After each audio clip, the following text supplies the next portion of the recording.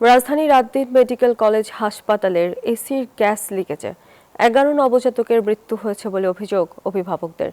তবে হাসপাতাল কর্তৃপক্ষ বলছে মৃত্যু হয়েছে 6 শিশুর।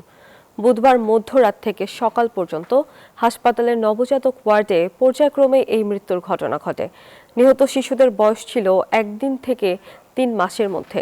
অভিভাবকদের অভিযোগ, হাসপাতালের একটি কক্ষে এসির গ্যাস লিকেজ হওয়া এবং কক্ষটি দীর্ঘ সময় বন্ধ থাকায় শিশুদের শ্বাসকষ্ট সহ বিভিন্ন জটিলতা দেখা দেয়।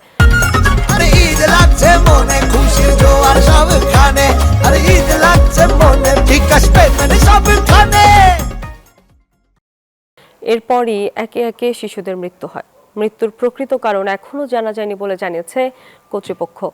ঘটনার কারণ অনুসন্ধানে তদন্ত প্রক্রিয়া চলমান। নিউবর্ন বেবি ছিল 6 জন, মা ছিল 11 জন, এটা ঠিক আছে, কিন্তু 11 জন শিশু ছিল না, 6 জন শিশু ছিল।